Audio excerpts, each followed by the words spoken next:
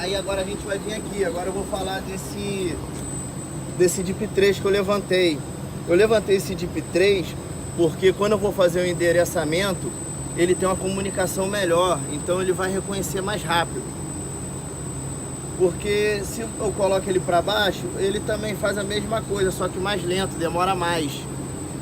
Só que para você levantar esse DIP 3, o modelo das evaporadoras tem que ser o final 4, senão eu não recomendo vocês fazerem.